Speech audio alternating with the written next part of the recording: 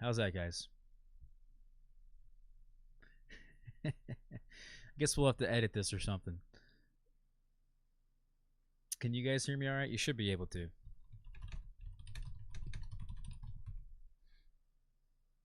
You want it a little louder? I actually just changed over my audio, so it makes sense there. It makes sense as to why this might be an issue. All right. Okay. So, guys, anyway, back to what we were talking about here. So, again, we're going to do a live stream episode here. As you guys can probably already tell, we're live. We haven't done one of these in a long time, so maybe that's why we had some technical difficulties. But I do want to do a couple announcements to start off. But we're going to be talking about in this live stream episode here. We're going to talk about the varieties that I really enjoy this year, how the season sort of went. Really a preliminary look into what varieties I'm getting rid of, what I'm keeping, what are the best varieties I grow. Really my whole thought process on just varieties of figs in general, because things have certainly changed, and we've learned a lot this year. This really was a big learning experience this year. So we're going to just go through that whole thing. Then we're going to do a Q&A at the end. So as you guys know, if you've been a part of the live streams, just post your comment, your question in the chat, and I will get back to your question at the end of the video when we do the Q&A. So I guess the first announcement really is that the Staten Island Fig Festival happened once again this year, but it was virtual, and unfortunately I wasn't able to be there, but I was actually I was a part of the event. There was a very strange group chat that occurred before the event, and there was a lot of my friends and people I have spoken to and have seen a lot of among the fig community. They were in this big Zoom chat prior, and it just seemed quite unorganized from the very beginning. But Pamela Silvestri, she got the whole thing together, and I just found out that there's now this this page on Staten Island Live. You guys can only hear through one ear. Okay. Interesting. We may have to just change this whole thing. We may have to go back to a different setup here, but let me know if you can hear out of multiple ears now. I may have just messed that up even further, but I got myself, for anyone that is interested and wants to know, I got myself a Scarlett Solo, which is basically a nice little recording device that, well, it's like an interface for your microphone, and this way it should be better in terms of recording audio. I can really adjust on the fly. But anyway, can you still hear it out of one ear, or what? What's the deal? I'll just continue as we figure this out. But yeah, so I was actually in the event, and they put it together here on the Staten Island Live. So I'll put this. Oh yeah, I did put the link in the chat. And there was a number of videos on like actually making using figs in the kitchen. Some like pizza. I've actually done a video on making fig pizza. This one seemed pretty good, which was like a lot of some kind of bread. I couldn't tell exactly.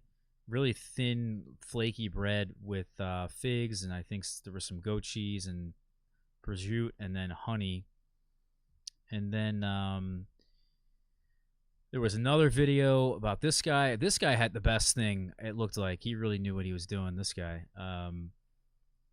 but basically, he made this this flatbread here. I think it was a baguette. He said. And then he topped it with goat cheese, you can see here.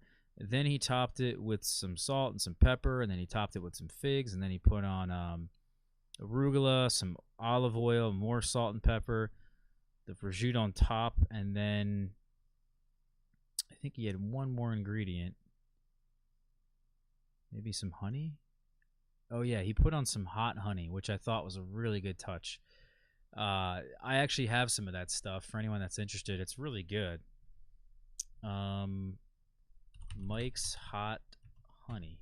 This stuff's like the best. And if anyone has ever tried it, I'm sure you can attest. But it's basically like a spicy honey, and I feel like this actually would go really well with what he did. So I love to put this stuff on Brussels sprouts. But anyway, so yeah, that was sort of the event, and then because they did it virtually, and there was supposed to be a panel of people, and there was a panel of people of 5 of us. Danny Gentile, I think Coop was a part of it. Jamie was supposed to be a part of it. I was a part of it, and then Peter Candary, and I think Danny and Peter were at the event there live when they were doing some of these live events, because they did like a dinner and some kind of sit down thing, and yeah, I don't know, but it's good to know at least that my video and Jamie's video was at least at some point on this website, and it wasn't all a waste, I guess. But it seemed like a pretty good thing if it all came together at one time. But you can always go back and watch it here. That's why I wanted to share it with you guys. Also, we did a giveaway today for anyone that has been following along on Facebook, on our figs, on Instagram, on YouTube. I mean, anywhere. I've been posting this everywhere, even on the blog. I got people into it, and it was really for a good cause. We did our first fig right here, and this one was White Triana. I had actually quite a few people guess. I was really surprised that many people had guessed. There's probably at least 60, maybe even 80. I didn't count, but if I estimate correctly, it might even be somewhere around 80. But 80 people guessed, and really only 2 people got it before I had released the answer, which was White Triana. So basically what you guys can do, and what this whole event was about, was that I'm posting a photo of the fruit, of the fig cut open, and then you have to identify the variety. If you get it right, you're the first 2 people to identify the variety. I will notify you, let you know that you won, and then you can win. You're going to win cuttings that will be sent to you in December from me of that particular variety that you guessed. So the 2 people who won this particular one was Kim and some guy named Zom I think is how you pronounce his name, on our figs. Yep, Zom and then or maybe you could say Zombie, but the point is that those 2 people did end up winning some cuttings. They sent me some money through PayPal, because that's part of this, is that I am requiring you guys, whoever the winners are, to support 2 of the recent tragedies really that have happened in the United States and across really the fig community. Is that my friend Doug over in California, he lives very close to Paradise, California, and for those of you guys who have been following along with the fires in California, you know that Paradise pretty much burned to the ground, and that's obviously not good. So a lot of people lost their homes, their livelihoods. I mean, I think Doug even said his son lost his entire home in this most recent fire. Someone else on the forum, Eric, had apparently lost his home as well. I saw a photo of that. I did end up speaking with Doug, and he is doing well. He just he says it's really been nice because he's been, or the way he's been getting through it, I should say, is that he's just been helping other people, and that's been helping him get through the craziness, the tragedies that have been going on. So makes a lot of sense, and that was really what I was worried about. Is really, I mean, if anybody, if you're a friend of anybody, you know, that's kind of the one thing you should really worry about. You know, if any tragedy affects any of your friends, is like, well, what is your mental state, you know, just to make sure your friend's doing all right. So Doug seems to be doing fine, and his son seems to be doing all right. I don't know a whole lot, but point is that half of the money that I raise through these giveaways that I'm going to do, because this is going to be a consecutive thing over the next few days on the blog, will raise some money towards that. And also, some people have already started to support the causes, actually. Believe it or not, another tragedy also hit Louisiana, which is Hurricane Laura. And when I talked to Joe Puckett, which is JD, as some people refer to him as. He was really the guy who maintained the Southern Figs Forum before it died. And Joe's been growing figs as long as I have. He got into this pretty much, I think, the same year that I did. And then he got really into it and started breeding all these different varieties. And he has many orchards, like a lot of land of these seedlings that he has been breeding for a very long time. I mean, he put a lot of energy and effort into it. And, I don't know, obviously know what extent his orchard, what it all looked like and all that, but I can tell you that Joe is really passionate about it, and it's just a tragedy because I was talking to him before the hurricane came in, and he was actually saying that there was going to be 2 hurricanes. He was going to be smack dab in the middle of 2 hurricanes at the same time, and I was like, wow, that sounds nuts. I mean, when has that ever happened? And he was saying the same thing, so yeah, it was just really crazy. And obviously, I found out someone had sent me this GoFundMe page. I think Bonnie on Facebook sent this to me. Actually, yeah, Bonnie was the one organizing the fundraiser. And yeah, this is his page right here. You can read more about it, and some people have already donated. And it's just crazy. He lost his home. I haven't even been able to contact Joe because I'm assuming, his whole life is just upside down right now. So, kind of just insane, really, the whole thing. California, it's just crazy. So, I wanted to actually sell some trees with some of the other people that have been selling trees on our figs, because that's, something else that's been going on is that on our figs, this whole thing was created here. And, I'll tell you that I just didn't have any trees to sell. I have plenty of trees. It's just that the last month or so, I've been so busy that I really haven't watered my trees. I've neglected them. So they dropped a bunch of their leaves. It's not like they're dead or anything, but you can't really sell a tree without any leaves or very little leaves, So I figured it wouldn't even be worth it. But they'll be back next year and everything will be all right. So, yeah, I decided to go with cuttings, and that's what we'll do. We're going to give away some cuttings as we go, have people donate. Actually, one of the people who won already today donated more than the $15 I was asking for. So that's great. I think, a minimum of 15 is, I think, not asking that much, especially for what you're getting. And then also, there's a part 2 already. So there's a second variety here that no one has seemed to have guessed just yet. So this one's still up for grabs. It looks a bit strange, I must say.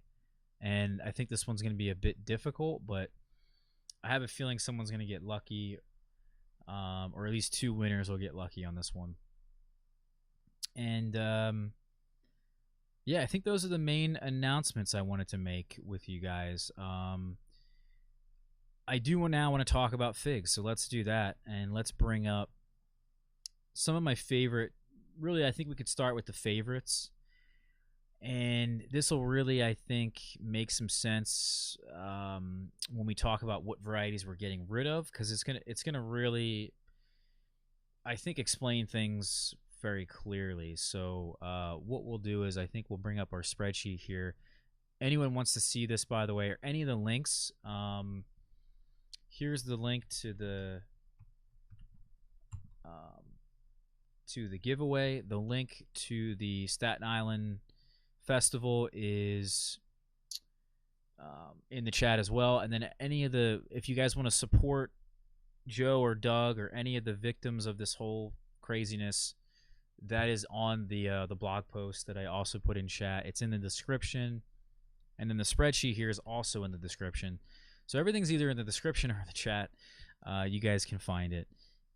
So what I did was I decided to create this little thing here because people keep asking me, and my opinions, honestly, guys, keep changing, and they're going to change probably even just in this video. So this is not final. This is still preliminary. I still have to really think about this. But I can tell you for sure I've narrowed down some pretty solid choices that I think a lot of you guys will really benefit from. Anybody in a humid climate can really benefit from this. And this will really explain, I think, a big difference between somebody who's growing figs in a dry climate and somebody who's growing figs in a humid climate, and what are the varieties you guys should be focusing on in those places. So here's it really in a nutshell. Here's really the main message of this whole episode that I really want to get across to you guys is that, first off, I'm an idiot and I didn't necessarily understand. It took me so long to get this. It really did. It took me so long to get this, and I feel like if I just knew this from the beginning, I mean, I would have a lot less headache, and I probably would have more figs. I probably would have figs of better quality. I probably would have just an overall better outlook. I'd be, I don't know. You know, this is kind of like that big realization you come to years down the road, and you're like, oh, I've been shooting myself in the foot this whole time, you know? So this is saving you guys so much time. It's incredible, but you really have to listen, okay? Because if you don't really hear what I have to say, it might not click and it might not register in your brain. I mean, nothing against you guys, but just saying something once, or even saying it once and then repeating it isn't going to work either. I mean, you really have to say it in multiple different ways for it to really, I guess, click. And maybe even if somebody told me this in the beginning, I don't even know if I would have really listened to it or understood it or followed their advice. But essentially, if you live in a humid place, you grow figs in a humid climate, and this probably can be determined if you get, I don't know, probably somewhere around 30 inches of rain annually or more. Let's say that. If you get 30 inches of rain in your season or more, and a good amount of that rain is in the summer and the fall, you could say that you live in a humid climate, at least in terms of growing figs, let's just say. So if you're one of those people, in fig terms, I should say, you are trying to go for figs that have a particular shape. The shape is the most important thing than anything else. I'm really shocked to be saying this, but the shape is so important that if you were to grow the wrong shape, believe it or not, it just, like, you know how certain figs, guys, when you look at the color on the interior, it usually matches, not always, but most of the time, it matches to particular flavor, right? So the red ones on the inside taste like berries. Maybe the yellow ones taste like honey or melons or brown sugar, whatever, right? The shape is going to correspond to the split resistance. I would say 99 times out of 100. The shape. So what we're looking for here, and I could, you know what? I can bring this up here in a second. Let me get Pons' book.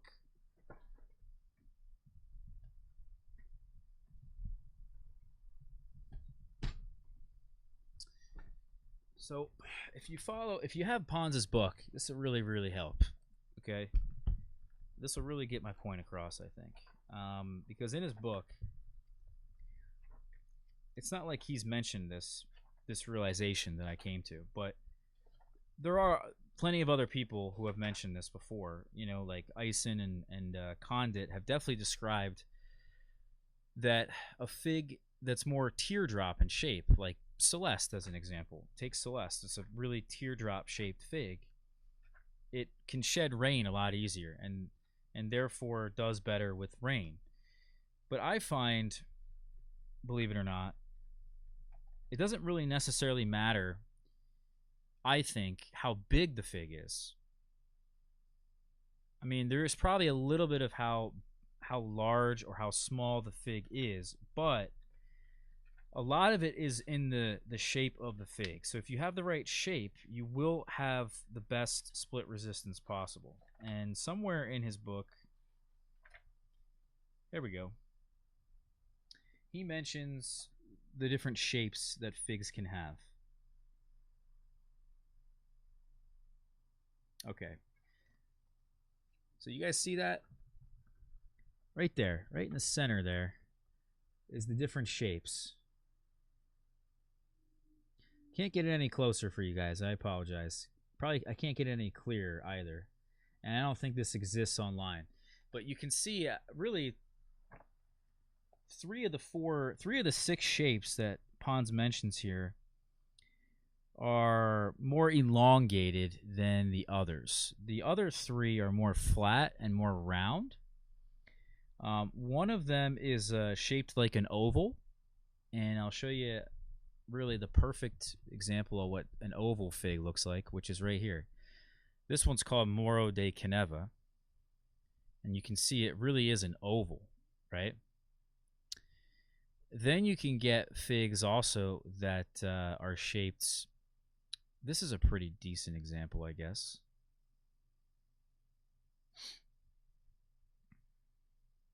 What fig is this, by the way?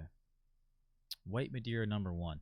Then you can get figs, I guess, that are shaped like, well, maybe it is, maybe it's not, but he calls them cucurbiform. Cucurbiform. Cucurbiform. I don't know. So basically that means it has a longer neck and a fat, flat bottom. So this one's not necessarily that, but you could say that this one's pyriform. So pyriform is basically that teardrop shape that you'll see. This is really a good example of a pyriform fig. This is the white Triana I harvested yesterday. So it basically has, you know, a decently long neck and then a body that comes out sort of in an oval shape. Celeste is really the perfect example of this.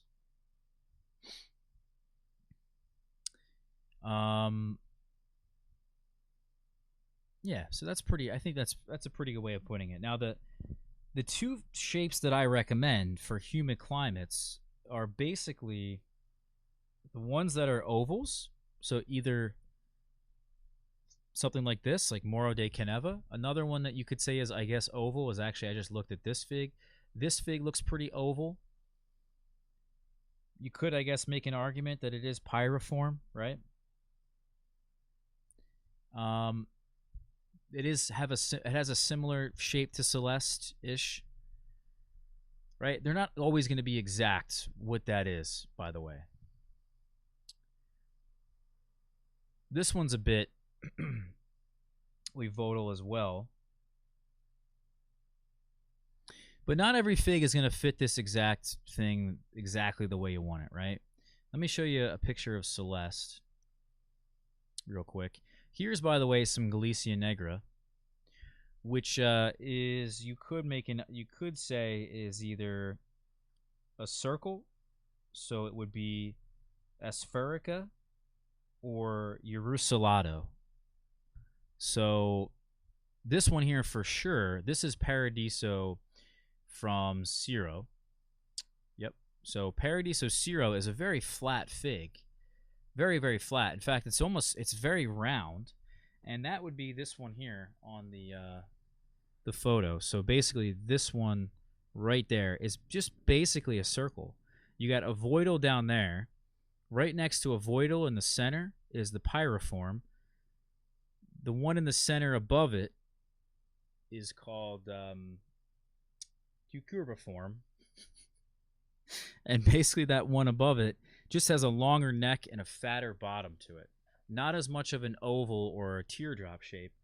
And then the Urusulato is a really common form that you'll see on the bottom row, all the way away from my finger, is the Urusulato. And that one is basically the perfect shape that people love to go for when they see a fig like Black Madeira. So Black Madeira has a flat shape to it, but it's got that slight neck to it. And basically, if you think about any fig that's flat or round, think about it with me here. Think about any flat or round fig and tell me if you think it splits, if it has been known to split at all. Galicia Negra splits. Paradiso Bode or Ciro splits. This one here is a circle. This is a circle. I don't remember exactly. This one's Bial, so this one can split as well. What is this one here? Don't know. Capulcurt Negra. This is another great example. This one's a Urusulato form, where it's got the neck, but at the bottom of it is flat or round. So essentially what I'm trying to say here, here's another good one. This is Black Portuguese, which is basically Black Madeira. Flat. Round. You know what's another good one that people constantly overlook and think, well, it must do really well. But Ronde Bordeaux, RDB, actually is a round fig. It might be a small fig. So here's the distinction here, is that people, and including myself, I thought, well, the fig has to be small, right? If the fig's small, it's probably not going to split nearly as much. Here's Pastilliere. Pastilliere is known to split as well, but guess what? Pastilliere doesn't have a teardrop shape. See the stem? Here's the stem, but the actual shape of the fig is a flat or round. So any of these flat or round figs are going to split, at least significantly higher than any of the others. Again, here's Ronde Bordeaux. I've had plenty of Ronde Bordeaux this year off of my in-ground trees, off my potted trees. Almost all of them split, and it's really quite interesting because people really love that fig, especially people who are in a climate similar to mine. I know they love it because it's great in short seasons. You know, it does well, obviously, the colder you are. You know, in fact, myself, I would consider it a keeper, but I've downgraded it to a keeper. It used to be in this top tier list here. You know, these are the top varieties right now that we're going to go through. So I think this is really a great example, is that Ronde Bordeaux is such a strange anomaly, though, because even though it does split quite often, it seems to still be able to dry on the tree or come close to drying on the tree really quite often. I mean, it's not necessarily a dried fig, but definitely something that shrivels up. It turns into like a plum fig candy. It's really quite interesting. And it's a great fig, and it's so many different ways. As you can see here, I mean, these are like amazing. And I've had so many of these this year where they just pretty much shriveled up, and I got to eat some really incredible tasting Ronde Bordeaux. Some obviously, you know, I picked them a bit early, and it is what it is. Even though it splits, it's such a weird thing. It still has the ability to continue ripening without fermentation.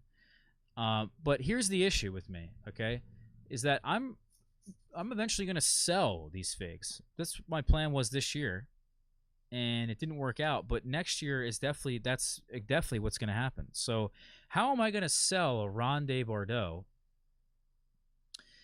that has an open eye to it, that has, if I pick it, it's now on the counter, it's probably easier for it to ferment. It's easier for ants to get in. It's easier for just anything bad to happen in general. It's probably not going to last nearly as long on the shelf. Why would I hold this fig in such high regard? You know, in terms of a commercial standpoint, in terms of a, maybe as a hobbyist standpoint, from just eating figs, I think it's a really good fig to grow, which is why I consider it a keeper, right? But the fact that it's round, it almost guarantees essentially that it's not going to work out in the long run. Because I'll tell you why.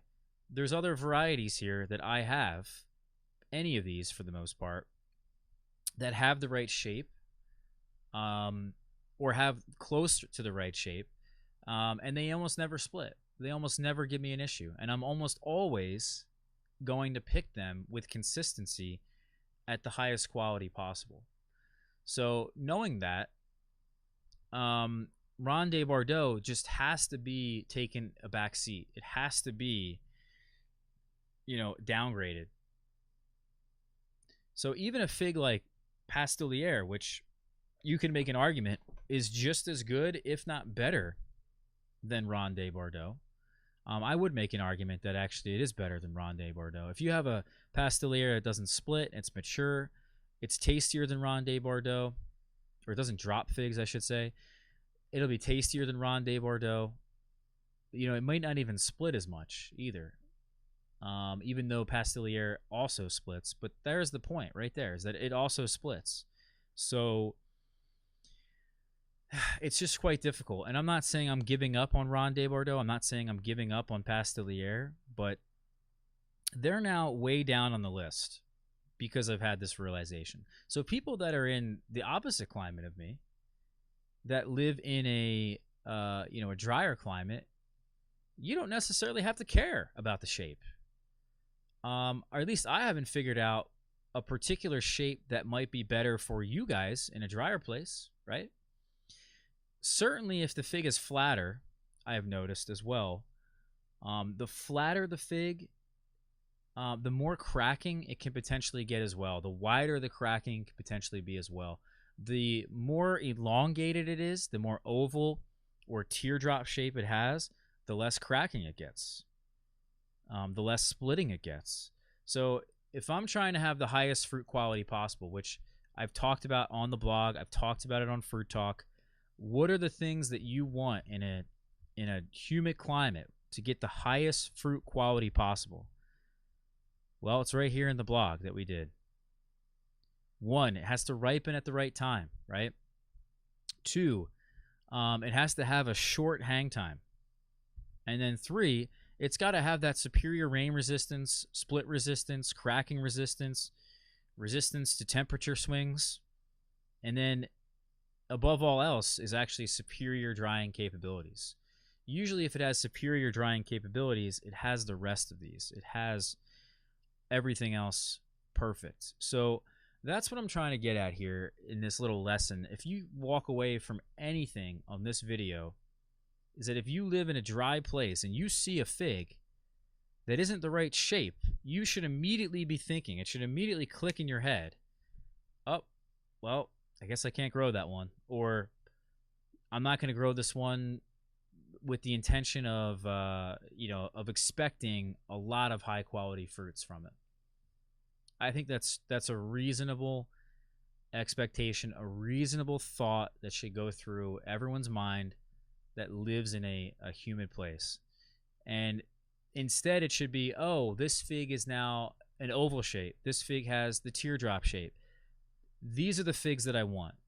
And size, I haven't yet to be able to determine if truly a smaller fig is going to ensure that it splits less or cracks less or dries easier. I don't think that has anything to do with it, because I have a fig here that I harvested the other day called White Triana, and you can see that it has the perfect shape. It almost never splits, it doesn't crack, and it dries pretty well on the tree. And this is a pretty big fig. This is like, you can see how big it is in my hand in relation to my hand. That fig's probably at least 60 grams, if I had to guess.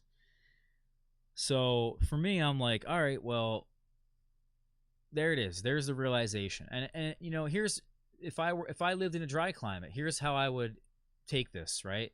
Here's how I would think about this instead. Well, there might be a shape or there might be a particular style of fig that doesn't spoil in crazy amounts of heat. Because some of you guys, you might live in like a really extreme climate. You know, if you guys live in, let's say, a dry place, but it doesn't get necessarily too hot all the time, well, you're not necessarily going to be too concerned with spoilage, right? You know, you guys are probably just going to be concerned with if the fig is getting exposed. Because again, and it doesn't matter where you live, if the interior of the fig is getting exposed to the outside elements, that's not a good thing. So I guess the flatter the fig, it just in general, the more likely it could split, the more likely it could be exposed to the elements, it could crack. So maybe there's also a potential there that it could spoil, have a higher chance of spoilage. I don't know. You're going to have to figure that out for yourself. But if you have 110-degree weather, as Blaine just said, in Texas, you're going to have an issue with spoilage. So you're going to be trying to find a fig, for the most part, that can withstand 110 degrees Fahrenheit. I mean, that's going to be your big challenge. That's going to be what you're really looking for. And maybe there is going to be something, some realization that you have at some point in the future. But let's just say you live in the perfect climate, you live in the perfect world. It's a lot less likely than it is here, as it probably is, that you're going to have troubles growing figs, that you're going to have troubles, I should say, ripening figs to perfection consistently. Well, then you're just going to go with whatever tastes the best, right? I mean, that's at least a decent place to start, is like, all right, well, I guess you could think about this from a viewpoint, as I did when I first started. I was like, well, what are the figs that are going to taste the best, right? Then I was like, oh, well, not just what are they going to taste the best, let's try something that's different. Let's try to find something that has a different flavor profile to it. Let's find something that's a little bit unique compared to the rest. But for the most part, I think you could probably use that mindset with what I just mentioned and have the mindset of just, well, what tastes the best, and probably just run with that. And if you ran with that, you probably wouldn't be disappointed, assuming you got the right climate. Unfortunately for me, I have just taken a very realistic approach, and I think this is my 6th year or something like that, my 6th fig season at this point. So I'm just being more realistic in the sense that, yeah, I am going to start selling these figs, the actual fruits, but also, even if I wasn't selling the fruits and I was just eating them, it just gets annoying, guys. At a certain point, you've been doing this long enough, it gets real annoying when you put a lot of time and a lot of energy, a lot of dedication. You look forward to this time of the year every year, only to find that the rain or something's happening to your figs and you're not able to enjoy them consistently at the highest quality that you know possible. I don't enjoy figs, guys, that are not ripe. They're not good. So this is why people, some people have a really bad rap about figs. It's kind of crazy because there's so many diehard people, and then there's actually a lot of people who don't enjoy figs. If you look at growingfruit.org, it's a community of people who grow fruit, and they talk about their favorite fruits. There's a thread there. They talk about their favorite fruits, or they talk about their most disappointing fruit. There was a large majority of people who said their most disappointing fruit to grow was the fig. So, it's all about the right genetics. It's all about having that right variety for your climate so that you can pick that fig at the perfect ripeness. Otherwise, you're just not going to enjoy them. You're really not going to be saying the same things that I'm saying, that I've been saying for years. So if you're one of those people that are truly disappointed with figs, then you gotta do the right thing. You gotta come into this process with the right mindset. Getting them ripe to perfection is really the only thing that's going to change your mind. And if you've had that, you've tasted that, and you still don't like figs, then you can say at that point you don't like figs. But until you do that, I don't think you can say you don't like figs. But you know, that's my personal opinion, I guess. So there it is, guys. There's the real lesson in all of this, is that we got to have the right shape. So it really came to a huge realization this year because of that. Because I had figs this year, like that ripened for me for really the first time, or I got more exposure to things like Prato de Torres Novas, which is actually a really tasty fig, and more of the Turamo this year. Um, what other figs did I get that really disappointed me because they just ended up splitting? And Ronde Bordeaux is another one as an example. They just, I wasn't able to enjoy them. Ronde Bordeaux, of course, I was, but when they split like that and you have fruit flies everywhere, it's really just it's very sad. And here's the other thing, I guess I didn't mention the fruit flies, but if you got figs that split and they're starting to ferment, it attracts the fruit fly, and then the fruit flies go crazy. They start to obviously put out more offspring, and that life cycle continues, and it just gets worse. It's compounded. So if you have a fig, let's say, that starts to ferment, that starts the whole process. Any fruit or any fruit in your yard that starts to ferment, this is why I always say, pick up all the fallen fruit in your yard, guys, because that fallen fruit is then going to give an insect, whatever it is, a home. So, in terms of the fig, those fall on the ground. In terms of your strawberries, you don't pick all your strawberries, they start to ferment. It's going to attract the SWD. My black cherry tree in the backyard, that's a huge shade tree, produces thousands of cherries every year. If the birds don't come in and eat every single cherry, they're going to ferment. They're going to fall to the ground. They're going to attract the fruit fly. Same thing with my raspberries. If you don't pick all the raspberries, you don't pick all the peaches. If the peaches fall on the ground and the peaches are there with some plum cucuрлio within the peaches, they're completing their life cycle. That's only making things worse. So there's only so much you can do. People are mentioning, in terms of things like killing, animals, or trapping animals, or bagging the figs, or bagging the fruits, or doing whatever it is you can do to each of these fruits. But you want to go through all that, or do you want to just have the right genetics to start? First off, the squirrels are the only thing bothering my figs at this point. And I have a certain amount of figs, that certain varieties that the figs don't even see, or the squirrels, they don't even see. They don't even bother. It's kind of incredible. There's certain varieties of figs, and it just seems like the darker colored figs with the flatter shape are always getting attacked by whatever it is, and the lighter colored figs with the right shape are basically producing consistently at a high quality. They're avoiding every single issue you can think of, and it's just I'm tired of banging my head against the wall, guys. That's really what it is. And we talked about this in other videos, and you guys thought I was upset, and you guys were like, oh, Ross is so upset with the hobby. But it's just a realistic, we're being realistic, guys. We're not being upset, we're not being overjoyed, we're right in the middle. We're just being realistic. So that's what it is. All right, so here's what I think personally are some of my favorites. We'll show you guys photos as we go. But of course, you got the Azores Dark, you got the Malta Black. These have the right shape. They dry really easily. They have great humidity resistance, split resistance, crack resistance. Any of the hardy Chicago types I find are just perfect. It doesn't matter really which one it is. I've come to the conclusion. There are some that might taste better than others, but I had some hardy Chicagos. I had one today, actually, that was dried up on the tree. Absolutely perfect. It was probably the best hardy Chicago type I've ever had. But that was because it was at the perfect ripeness. So, how patient can you get with this stuff? Are some of these better than others? Yeah. But honestly, if you just get a hardy Chicago, you're going to be happy no matter what. Maybe you find one that's cheap, like Marseille Black or something, or like Tacoma Violet or something. Malta Black's pretty cheap. You'll be just as happy with probably that as you would be with an Azores Dark. So I am on the fence on the hardy Chicago types. Believe it or not, we'll get to that why in a minute.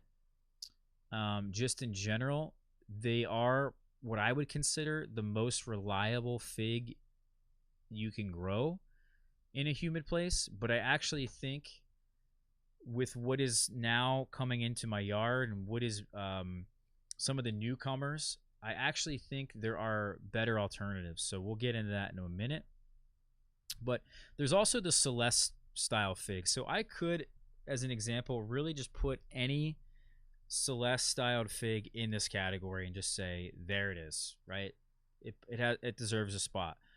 There's blue Celeste, there's black Celeste, there's improved Celeste. We did a whole write up here recently on the blog about all the different Celeste styled figs. I'm actually trying to grow many of them now, and some of them I had not grown in the past. Like, we're going to try to find. I thought about growing Southern Brown Turkey. We just started growing LSU Scots Yellow. We're going to grow some Golden Celeste strains. But just in general, you'd be real happy with something like LSU Purple, Blue Celeste, Improved Celeste, LSU Tiger. Black Celeste I think is going to be the best of the bunch. There's also LSU Huye, Scots Yellow, Champagne. They're all fantastic varieties. But here's what I think is going to be the best of the bunch for a couple reasons here. And you have to really read through this blog post to really understand my thinking. But I think for sure Black Celeste is going to be the best of the bunch. It's going to have the best flavor. And it should have all the other characteristics that Celeste-styled figs have. And I haven't ripened any just yet, but I have a number of trees. So it's like, can I really say that for sure? No. But that's my hunch. That's my leaning, right? Blue Celeste, there's many different types of Celeste and Blue Celeste as we talk about in this blog post. I think out of the types of Celeste, whether they're Celeste or Blue Celeste, there's going to be one strain among those that's going to be king. It's going to be the best.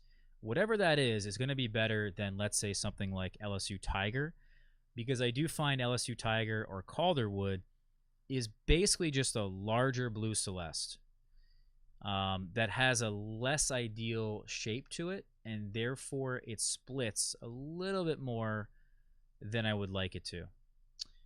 Blue Celeste almost never splits. The different Celeste figs that I have almost never seen one of them split. Now, I also really like LSU Huye because it definitely has a different flavor profile. And I really was riding the Albo train high prior to this video. But Albo is actually a flat fig with an open eye. So therefore, Albo, no matter how good it is, how awesome it is, I consider it in the same class as like Pastelliere, in the same class as Ronde Bordeaux, because they're just as early. It's also a very different flavor profile. However, LSU Huye does seem to crack, believe it or not. It does get some large cracking, and it's not like it's impossible for it to split. However, it is a better performer than Albo for the reasons mentioned, and it also fulfills a good flavor gap of that particular flavor profile. So, of that flavor profile, it's the fruity honey profile here, which is right here. And of these, it seems like LSU Scots Yellow, LSU Huye, and also this fig here, Pecchiolo Bianco, could be the number one. I'm downgrading Albo out of that race because of the shape and because of what I saw this year. Although it's a very tasty fig, and it ripens among the earliest. So, not like it's a bad choice or anything like that. There's also LSU Purple, which I'm not entirely sure where to place this just yet. And I do think it's a good tasting fig. But here's where we're going to get into this little debate. Inevitably, I'm going to get into this debate, is that there's certain flavors of figs, right, guys? And some of them just taste very similar to others. And if they don't have necessarily a difference in flavor, I kind of group them all together, just like I did with these fruity honey figs with Huye and Scott's Yellow and Albo, right? I group them all together, choose the best one. So you could make an argument. You could, and I'm not saying it would be a great argument, but just for the sake of an argument, in this particular category here, I could group up Azor's Dark, I could group up Blue Celeste, I could group up Malta Black, LSU Purple, Moro de Caneva,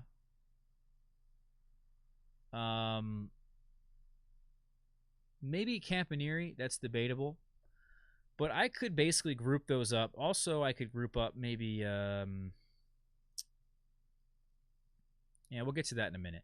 I mean, they're not exactly the same, but let's say I could definitely group up without a doubt. I could group up Moro de Caneva, Blue Celeste,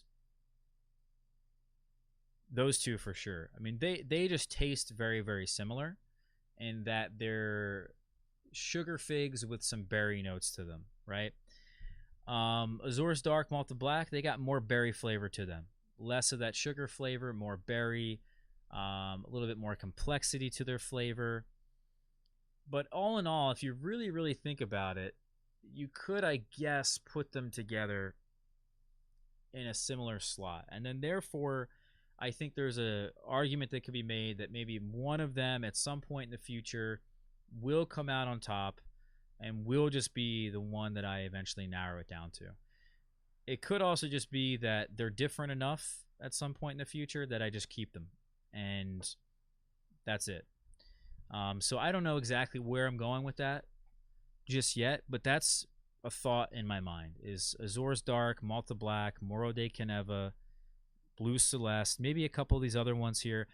Oh, and then that brings us to Rosalino, because Rosalino is basically a hardy Chicago fig, but it's not.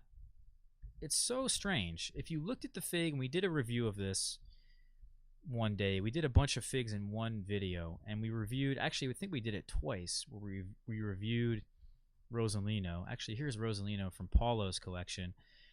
It really does look very similar to a hardy Chicago. It tastes similar, the leaves look similar, but you can tell there's something about it that's not a hardy Chicago type. It's certainly, I would not, out of all the hardy Chicago types, and how some of them are just quite different than the others, I wouldn't place it in that category because I don't think it is. I think it's actually the furthest apart from them that you can get. Here's actually a Rosalino here that was so good that we got the video of, that it blew me away. Because Rosalino has this amazing ability to dry up on the tree better than Azor's Dark, better than Malta Black, better than any hardy Chicago type I've ever grown. It does it a lot quicker. In fact, it does it almost at the rate that Nerucciolo de Elba does, and also the rate that Verdino del Nord does. So, you know, we've talked a lot about Verdino del Nord and Nerucciolo de Elba. Those are the two best figs you can grow here in this climate that I've come across so far. Why? They have the most superior drying capabilities that you can have. Right behind it is Rosalino. So I'm for that reason, I'm really high on Rosalino, and I actually think at one point it could replace all the other hardy Chicago types, and it wouldn't even be close. It wouldn't even be close, guys. It would be a very much so a no-brainer. That's what Rosalino is used for in Italy, whatever province it is that they grow Rosalino in high quantity. It's used as a dry fig. They pick them. Once the fig starts to really dry up in the tree, it tastes so complex. It's really, really good. It's basically like eating candy. It really did impress me this year. And for that reason, I think at some point, some of these are going to have to, they could easily get bumped. They could get bumped down to a keeper.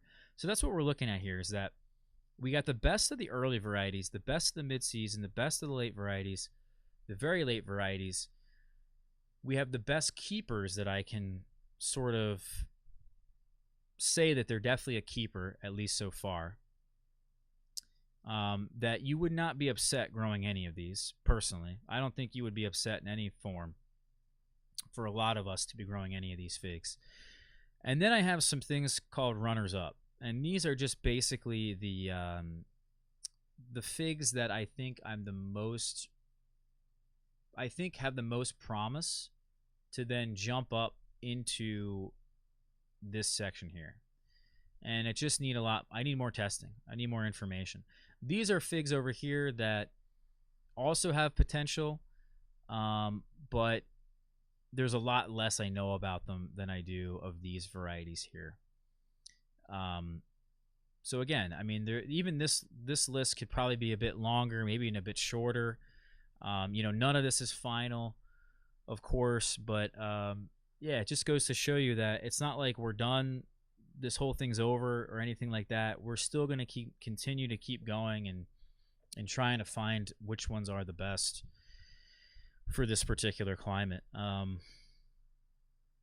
So yeah, we could talk more and more about all these, I think, but I don't think we really have to. I do really enjoy Moro de Caneva. It reminds me a lot of, in terms of a commercial fig, I should say, it has really good commercial potential. It has an extremely long stem, making it very easy to pick. It's got great flavor. I mean, look how long the stem is. The stem's just as long as the actual length of the fig, which is insane. And that's pretty consistent, I've seen, off my tree. It tastes great, even when you pick it early. These are some I picked early. It also can really get nice and dried up in the way that a Ronde de Bordeaux can. Not really a dried fig, but as dried or as candy-like as you can get. It really turns into some fig candy at that point. Yeah, I mean, they're definitely one of my favorites. Now, Campanile is another one I guess I want to mention for a minute, because it's possible that Campanile would be the best of all the early figs, just in terms of having one that's super, super early. Of those super, super early figs, Campanile might be the best one. And like, here's some of them right here that I have listed of like the very, very, very early varieties. I don't know when all these are going to ripen, but it seems like some of them, like Moro de Caneva and Rosalino, might be a little bit behind some of the earliest varieties, maybe like a week or two behind, and would almost be putting them into like a mid-season category. Malta Black and Azores Dark are very early varieties, but it's possible that, and even Blue Celeste is a very early variety, but I do think that Campanile might have what it takes. We'll see. I don't know. I didn't get many to try this year because of the birds. Actually took quite a few of them as they were ripening. And that tree, I think it needs a number of years to really mature. That variety needs a number of years before you can really definitively say, I think, too much about it. So I did like it the first year. I've liked it this year, but I haven't seen it really even at the maturity level it was at last year. Last year, at the end of the season, it was gray. It was perfect. Tasted fantastic. I'll show you a photo of it. I guess I don't have a photo of it. I'd have to go to my YouTube channel. Let's see here. Campanile fig. Yeah, so here it is right here. And you can see in the image, guys, that it's like gray. It's gray. Here's another one here that's green. Here's some other ones here that were reviewed. They're green, right? They're ripening green. Green, green. This should be a gray fig. And I know there's obviously differences in climate and differences in potassium and different reasons why the skin color isn't right. But I think when this fig finally matures, you'll see it consistently gray. And that's when you'll know that it really has finally matured. All right, so let's continue on, because we could talk about this stuff for hours. And I don't want to be here for hours. We want to get to the Q&A at some point, right, guys? By the way, guys, cheers. Anybody out there who's been sticking with me for a long time now, thank you guys. I do appreciate it. We're continuing to grow here on the channel, even though that's not necessarily our main objective. But I do appreciate all the loyal people out there who've been sticking with me for a long time. I do really appreciate it, and all the Patreon subscribers, all you guys that comment, watch the videos on a daily basis. You guys are the best. I do appreciate a lot of you guys. So let's continue on to the mid-season category here. I think this category has some of the best tasting figs. I don't know why that is exactly, but if you really were to rate, I would say the flavor in the early category, it's high, but the mid-season varieties are probably higher. Particularly, I really think Verdino del Nord is probably one of the best tasting figs I have. So is Hated de Argentil. So is Smith as well. And then if I even go to the next category, I think De La Roca is the best tasting fig I have. Not only is it the best tasting fig I have, but it is, I'm skipping ahead here, but it's incredible. And you guys really, no one talks about this fig. No one gives it any credit. It's basically a better Col de Dame, guys. It really is a Col de Dame. Think of a Col de Dame, how amazing that is. But then give it the ability to dry on the tree. I mean, you're eating perfect fig jam literally every time. It dries so well that it dries about as well as like something like Sucrete, something like probably Rosalino. I wouldn't say on the same level as Verdino del Nord or Nerucciola de Elba, but it dries so good. It tastes so freaking good. I think I have a photo of it. There we go, right here. Look at that. It's a little smaller than a Col de Dame. Got similar shape, right? It still has the neck. Still has that teardrop shape to it. But it's incredible. It really, the flavor, the complexity, the texture, the fact that it's a dried fig. I mean, it just like it's as good as it can get here. Really, it really is. So for me, that one is like I'm making a lot of copies of that one. Even a friend of mine, Brian in Louisiana, shout out to Brian if he's watching, or Linda if they're watching right now. Brian was telling me the other day that De La Roca is his best fig. He lives in Louisiana, which gets a ton of rain, ton of humidity. I completely agree. It's one of the best figs for humidity that you can grow.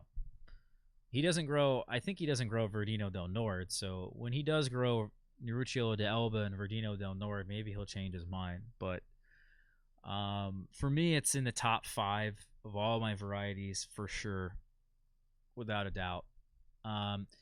Hative, we just did some videos on this. Really impressed me with the cherry flavor, amazing characteristics, similar to Smith. Also, of course, I've been a big time believer in Smith for a long time. Zafiro, I'm still on this fig, except that our tree died and I don't even have a Zafiro. So we're getting one from a friend, and I want to make many copies of it as quickly as possible, but I don't know how how that's going to really work.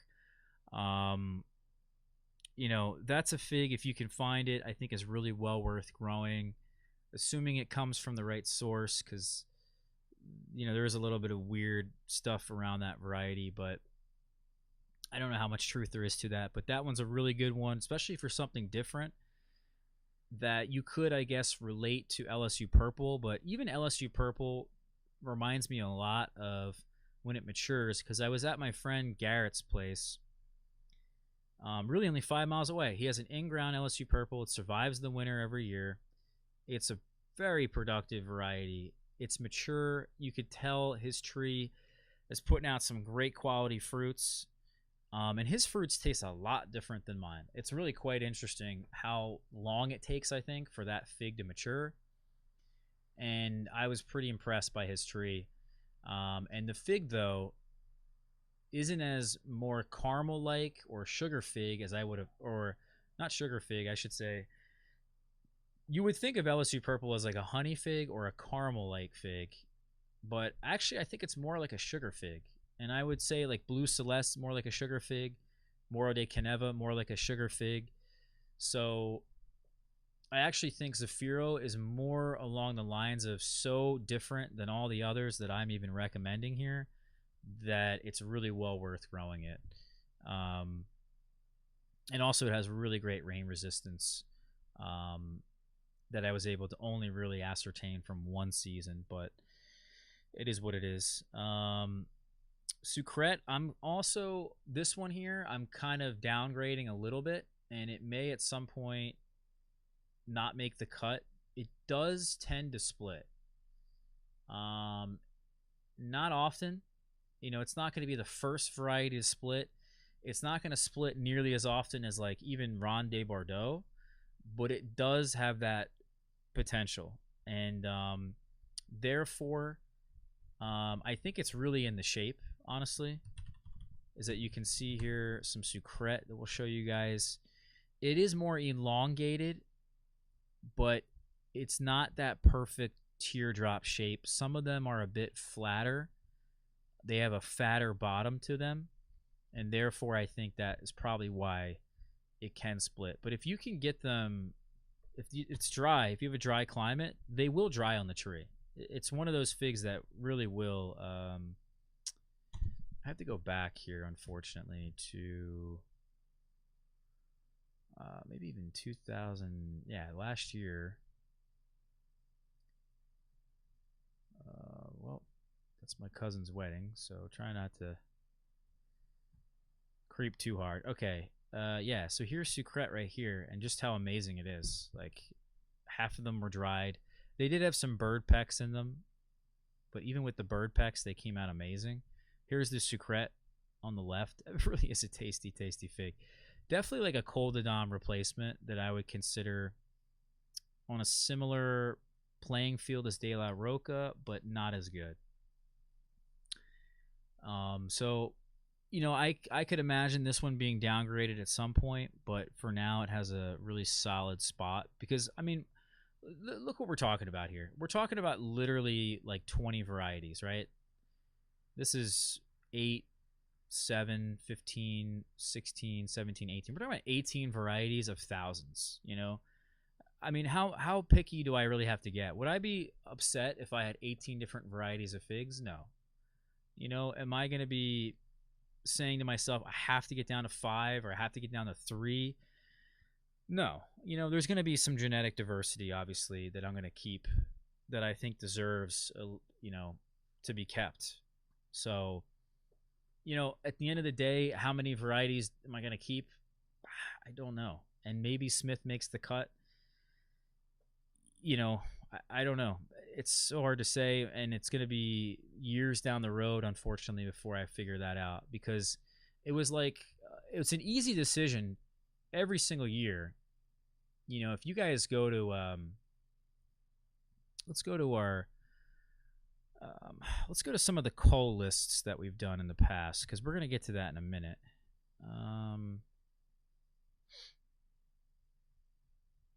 Let me just go to our figs really quickly. That was a weird way to get there. But if I search in here to my call list, I did a number of posts in the past. Here's one from last year, end of season thoughts, and then this is one from 2017. So I have one from 2017. 2018, I never made one. I may have discussed that on the YouTube channel. And then 2019, I did one as well. So if I go down here, here's the coal list from last year. And most of this, even though I was doubting some of it, is still true to this day. Same thing with this list. This is from 2017. So the 2017 list, this was a pretty easy decision. 2018, pretty easy decision. Even a lot of 2019 was kind of an easy decision. Now that we're in 2020, you're going to see how long this cull list is. I'll show you right now. This is the cull list. That's a pretty large amount of varieties there. What is that? That's 35 varieties. And it's probably more than that in terms of just the amount of trees I have. So, this was actually kind of simple. But the point I'm trying to make here, this was really easy to do. Getting rid of anything in here and then downgrading it to a keeper, getting rid of any of this is kind of difficult. Like anything in this category right here, or even anything in this category right here, is really quite a struggle. So, yeah, I think the point I'm trying to make is that it's getting more difficult as we've been going through this. And, some people ask me, well, I can't do this. It's too difficult, or I can't, I like my figs too much. I like, I'm attached to them in some way. In my opinion, this is not really that difficult until you really get down to the nitty gritty here towards the end of all this. You really have been doing this for a number of years, and I just shake my head at those people. But no offense to anybody out there like that. It's not a difficult decision, guys. If you're just realistic, I think you can really come to some sort of conclusion pretty easily. Board to soak grease, we haven't decided between, I think this one's going to be the king, between Violet Sapor and Socorro Black and Black Greek. I think that one, I'm just saying right off the bat as a hunch, I think will be the best one, but I don't know. It could very easily be one of the others. I think so far, Violet Sapor and Board to soak grease outperform the Socorro Black, but I don't know. Socorro Black's in a pot, and that is really not comparing. It's not a good comparison there. Ischia Black. This is one I still am hopeful for. Haven't tried it. I should get a fig very soon off my tree. I have a number of these because I do anticipate it to be, of course, one of the best varieties you can grow. It's got the right shape. It's more of a mid-season variety, although people have said it's more on the later side. And then, of course, they say the taste is incredible. So we'll see how the flavor matches up to some of these other figs, because these are just incredible. Every single one of them in this category is out of this world. Then we've got some of the very, very late varieties. And again, only 5% of my collection will be of these varieties, but there's a place for them here, especially in the ground under low tunnels, especially given a head start. You have to give them a head start. I'm not even sure I would grow De La Roca here without a head start. But De La Senora got that super short hang time, great flavor, good rain resistance. Del's Hermitons has fantastic rain resistance, fantastic split resistance. It's got an unusual shape to it. But you can tell the skin really can hold up to a lot of abuse. And for me, it's out of the very, very late varieties, it's one of very few that are worth growing. I think that one's a must try for a lot of people, no matter where you guys live. I think it's like, it should be like Black Madeira, where it's like you got to try it. You know what I mean?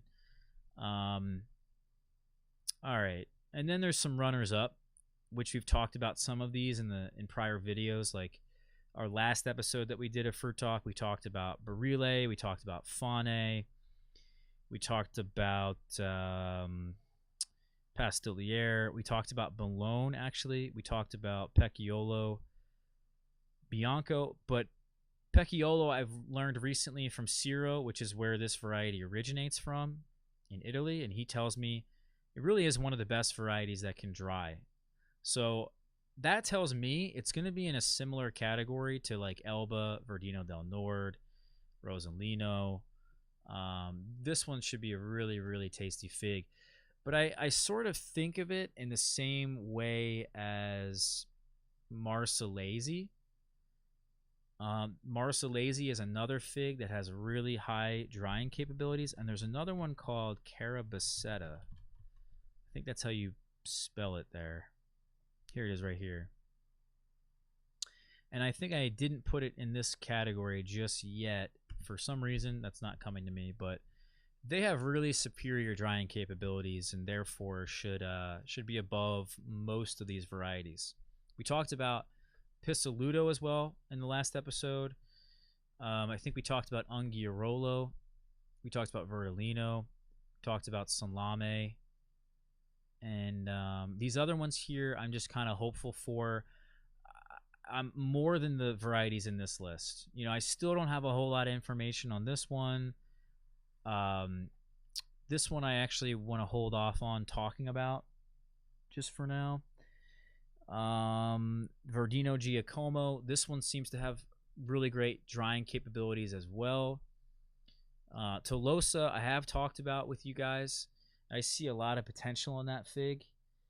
It seems to be a really good producer, a good grower, easy to fruit, puts out the right size, the right shaped figs, has good flavor to it. It should have a really good flavor to it when everything's said and done. Takes a while to mature. There's Scott's Yellow we talked about. Nefiach is a French fig that has some good potential to it, but I think the shape of it is more round, so maybe not so great. I think also Marcellese has a round shape too. La Bourgeoisie, this is a earlier Col de Dame in many different ways. People have compared this to a Col de Dame.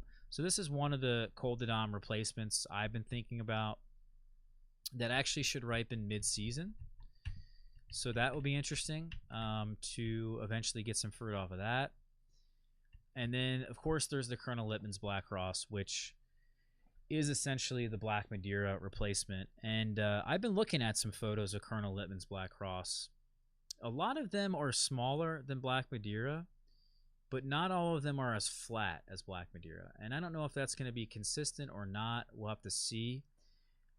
But it seems to be a more pyriform shape to it than more of that flat round shape. So instead of a uriculato, it could be pyriform. If it is more pyriform, then that would definitely back up what a lot of people have been saying about Colonel Lippmann's, and that Colonel Lippmann's doesn't split as often, right? Why doesn't Colonel Lippmann split as often as Black Madeira? Well, it's the shape, right? I mean, it's kind of, it really all just clicks at a certain point here, guys. So those are really, I think, the figs that I want to talk about in terms of the keepers, in terms of why I think certain figs are so great. I think White Madeira, I think, let's talk about some of the keepers real quick. So White Madeira and Strawberry Verte, they probably deserve a spot somewhere, but they both are not immune to splitting. Same thing with Blanche de Douce Saison. Probably not immune to splitting. So it has more of that splitting that's going to happen. It's going to be downgraded into this keeper list, right? The Col de Dames, great figs in their own right, but I think we found a really good replacement in De La Roca. Improved Celeste, again, I really highly recommend it. Same thing with Champagne and Tiger. White Triana we've talked about, and the only thing I don't like necessarily about Triana is the hang time. We planted it in the ground. We're going to have a tasting video that's going to come out, I think, on Monday. And so the reason I think there's still some hope for it. We could actually technically put it in this category, I guess, but we'll see what the ground, like having it in the ground, what that does to the hang time. I have a feeling, because it needs like 12 to 14 days before it's perfect of a hang time. That's a really long time, by the way. If I can have it in the ground, maybe that hang time will reduce to something like 8 or 9 days. I think that's pretty conservative, maybe, or a realistic hope.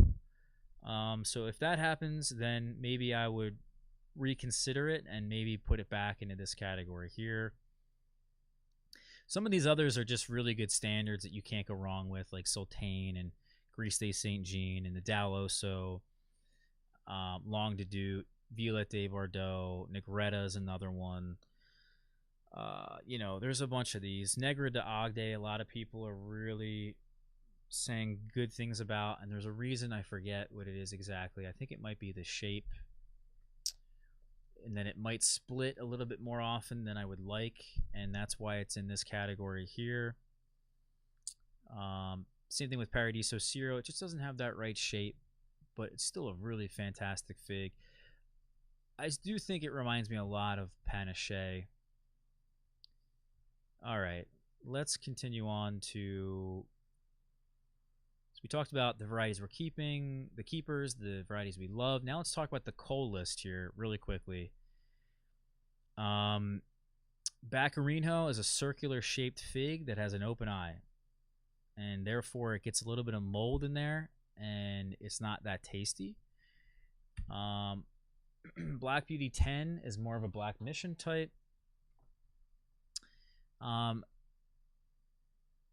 think it does have some potential. I'm not gonna lie. I don't necessarily. Maybe I should rethink it. You know, I kind of think of it in the same way as like LSU Purple, because LSU Purple, guys, for those of you who don't know, is kind of a lot like a Black Mission, and it's got some other weird, interesting flavors to it. Doesn't look exactly like it. The colors aren't exactly the same, but it's a similar style of fig to Black Beauty 10. And I wonder if Black Beauty 10 would surprise me at some point. It probably would. I don't know. Maybe I should rethink. I'm going to rethink this one. Black Madeira, for sure, it's got that flat shape to it. This is a Hardy Chicago type here. Black Province, I'm not really seemingly too into it. It's a Violette de Bordeaux type. Black Cedar, very flat, you know, big eye. I don't see a world in which that one's going to do well here. This one drops a bunch.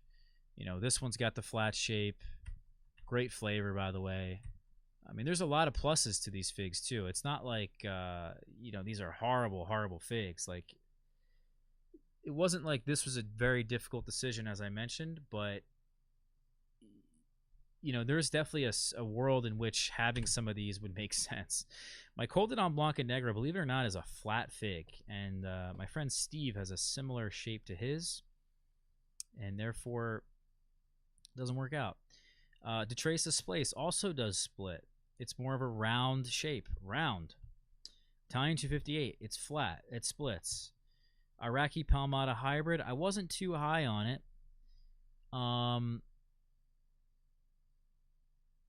It does produce figs quite easily, and I really haven't even had one yet that was perfectly ripe. It seems to have a very long hang time, which is not good. Similar to White Triana. This is not the final list, guys. As I mentioned, it's not the final keepers list. It's not the final. These are my best variety list. So, you know, bear with me here. But this one's definitely on the chopping block. Izmir drops all the figs. Izmir not. People say it's similar to Colden Blanc. I think it's extremely different.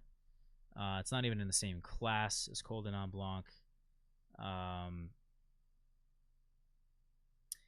It also is a much larger fig. It has a good shape, but it takes forever to ripen. It has a very, very long hang time. And it doesn't do well in colder temperatures. So if you have a cold fall, it's not a fig for you, in my opinion. Little Ruby, a very small circular fig that has a big eye. Medieval, this one has never put out figs or ripened any figs for me. Mosca del Preto is a flat fig. This is a Hardy Chicago type that I wasn't impressed with. Yellow Nietzsche is still on the fence about it. Very early variety, by the way. Sweet Joy splits. Doesn't produce well. Torres Novas, circular fig that splits. Victoria, it's a Black Mission type that's quite late. Not really impressed with it. I do like the flavor. Ubon, I think this one's mislabeled. I'm not even going to sell it. Jade, This fig I've had for 3 years, have not been impressed. There was one fig that I did think had potential this year, but it's not the right fig here. And I think if it's caprified, it's amazing. So this is a California fig, probably. I have a fig that I thought was a Coldenon Blanc, but I'm not entirely sure if it is anymore. I don't know what it is. So it's kind of a weird little thing there with that tree. I don't really know what to expect. It should ripen fruit, but it's taking its damn time, you know? The Morris Niagara mulberry, obviously not a fig, but I don't see really a great benefit in growing that. It doesn't seem worth it to me. Coteau Verdal hasn't really put out any figs, and if it did, they dropped. But I think it just hasn't produced any figs. And if I look at the shape of it,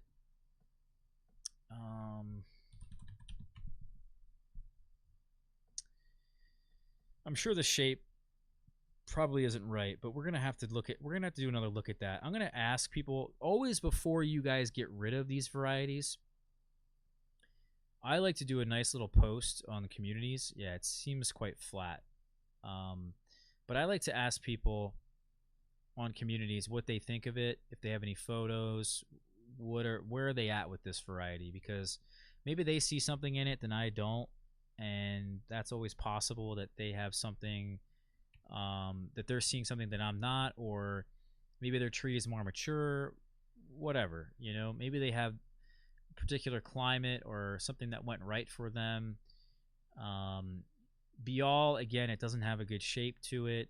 I'm not really all that impressed with it. I think LSU Purple is better and similar enough. I think also Zafiro is better and similar enough. Same thing with Osborne.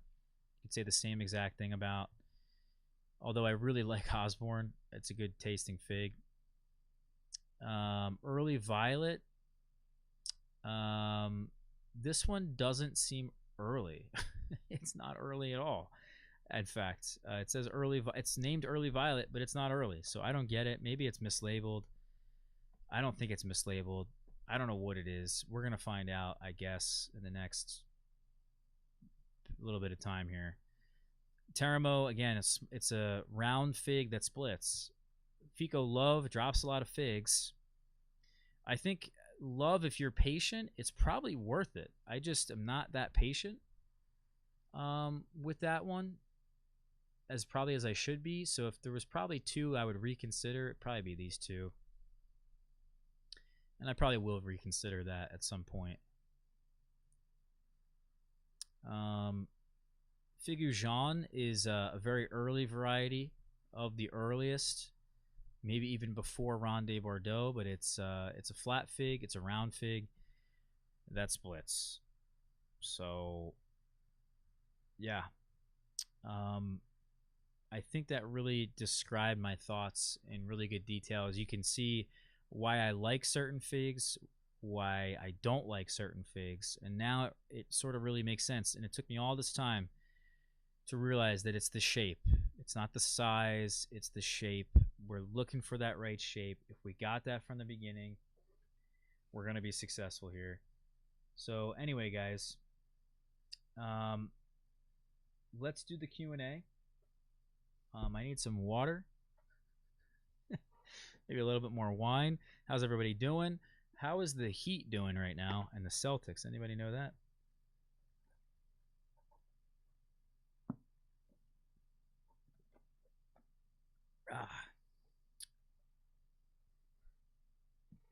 You don't have any sound.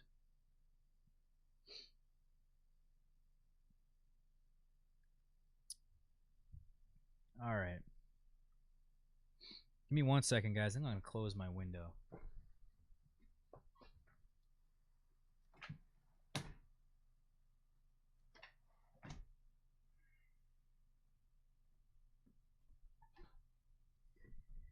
So, kind of, you know, it sucks getting old, guys. I was doing some shoveling. Just some shoveling, you know, just some digging around. I was planting some perennials. I dug up some perennials, and I was just walking. Really, I was walking. I wasn't even shoveling. But this is after I was doing some shoveling, and pulled my back out for really the first time ever. It was so painful that yesterday I couldn't really even think. So really not happy about that. And today I have been a lot better, obviously. Thanks for asking, guys. And now my sciatic nerve hurt is bothering me. So it's really weird how this whole thing's happening. Maybe it's all connected. But regardless, I should probably be standing up right now or doing some stretches or something. Just happy to be better at this point. All right, here we go. Let's do this Q&A here, guys.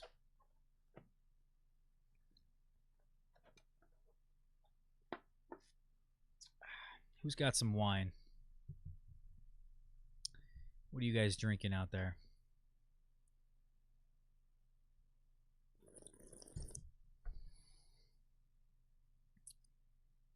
Alrighty.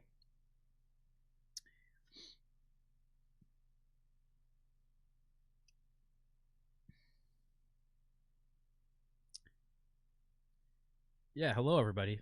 I haven't said hello. Hello. Tarek, what's good?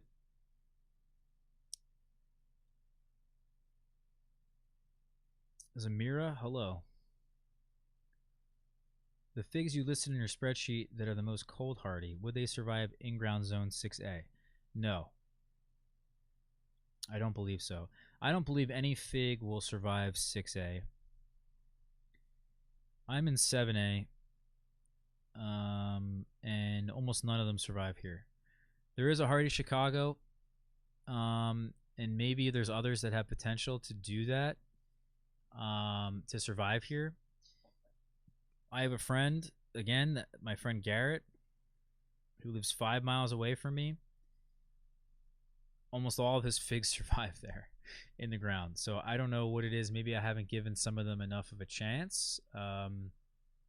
Maybe he is truly warmer where he's at, as he says. So I don't know. But 6A is a stretch, man. You could maybe make an argument for Campaneri, but if that was like negative, I think that was -4 degrees Fahrenheit. There's also St. Martin, which people claim could survive very, very cold temperatures, but 6A is a stretch. You know, you really gotta cover them, or either wrap them or cover them.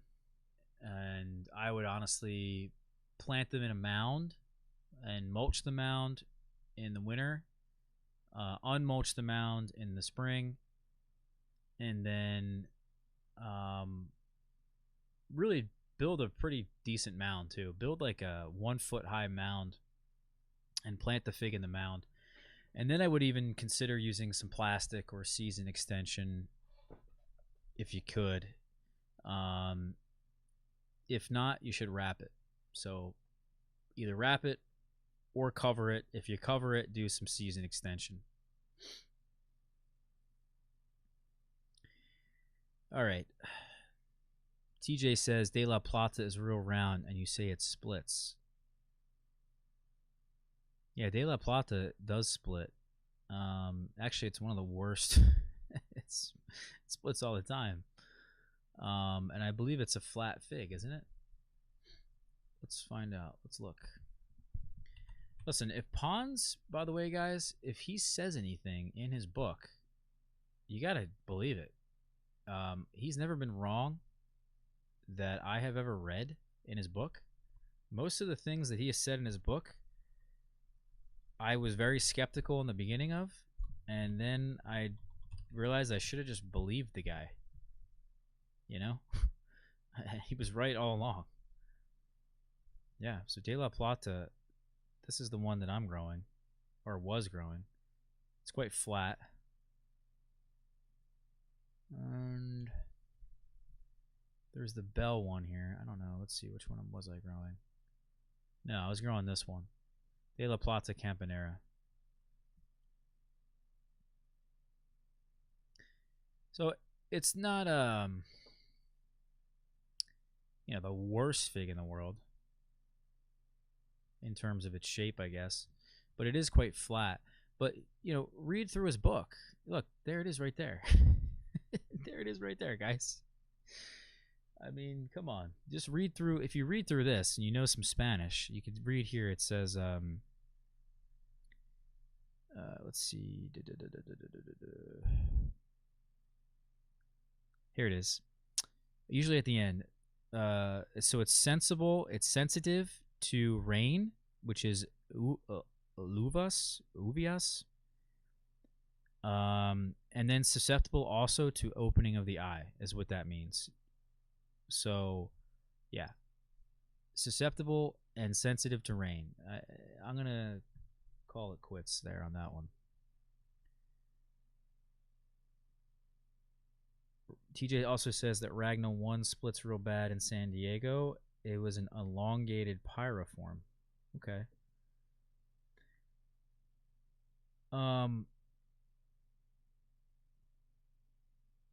TJ, what are you talking about? Did you win? Did you win some cuttings of White Triana? Sometimes if the variety is young, the tree is young, it could split. So you got to wait till these things mature a little bit. I don't even know what Ragno 1 looks like, but I thought most of LaRusso's varieties are pretty flat. Almost all of them I remember being quite flat. Blaine's asked, can you grow a fig in a pot? Yeah. In Dallas, though, I wouldn't. Half my varieties, Blaine, are grown in pots. EC says, for split resistance, is there any difference between in-ground and grown in a pot? I think there is, but the only difference that I can at least say for sure is that I think there's probably a greater difference than there's probably more than one reason, let's say that. But the main reason that I know for sure is that there's a difference in the consistency of the soil moisture. So if the moisture is consistent, no matter if it's in a pot, no matter if it's in the ground, it's going to split less. And I did that last year with my pots. Remember, I covered them all with trash bags. So we completely controlled, for the most part, every ounce of moisture that got into the soil of our pots. And by doing that, we were then able to realize that my fruits had a higher brix. They didn't split as often. They lasted longer on the counter. They didn't ferment as easily. They were just of the highest quality I've ever grown, actually.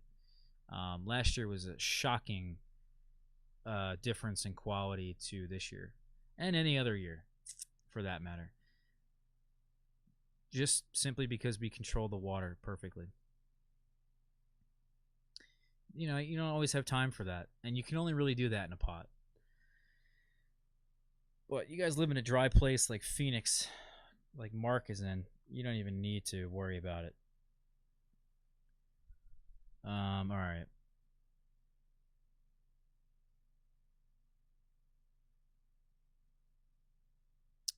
EC says, can you add shape to your Google Sheet in one of the columns? Yeah, I probably should, shouldn't I? Believe it or not, some of the things that it was kind of interesting because I wanted to originally track, if you guys remember, I wanted to track all these different things and then really have hard data to back up what I was saying. But eventually I just learned that you don't necessarily need this. Yeah, it would be nice. But if you just know some certain pieces of information, like the shape, like the hang time as an example, you're going to be able to guarantee, if you have the right shape, you have a shorter hang time, you're going to be able to guarantee that that fig is going to perform a lot better where I live than a fig that doesn't have the right shape and has a longer hang time. You're almost going to be able to guarantee. Also, if you can guarantee that it dries well on the tree, you can pretty much guarantee it's going to be at a higher quality. It's not going to spoil. It's going to have a good texture to it. The skin's going to be not that bad to eat either. You can pretty much guarantee all of this, except for maybe the vigor and the productivity. Um, so, and also the ripening date. But yeah, I mean, some of it was just like very redundant, I thought, after learning more.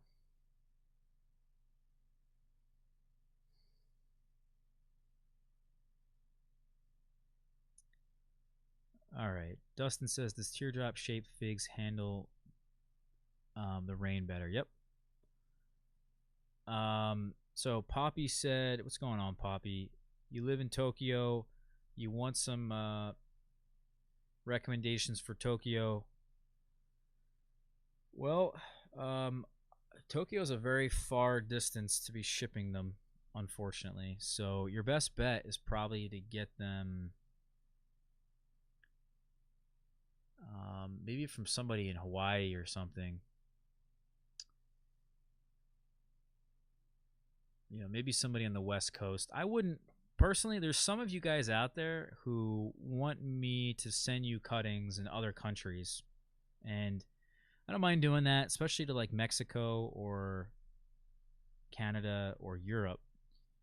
But if you go further than that, you go further than Europe, um, you the chances of you receiving the cuttings in good condition is a lot lower. So I just think it's kind of a waste of your time and your money, personally. So I try not to encourage those people. There's people in the Middle East that want all kinds of cuttings from me all the time, and it's not like I won't ship to you guys. I just don't think it's really a great idea.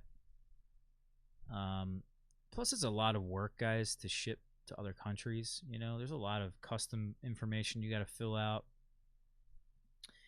It's a lot of work to consistently be doing.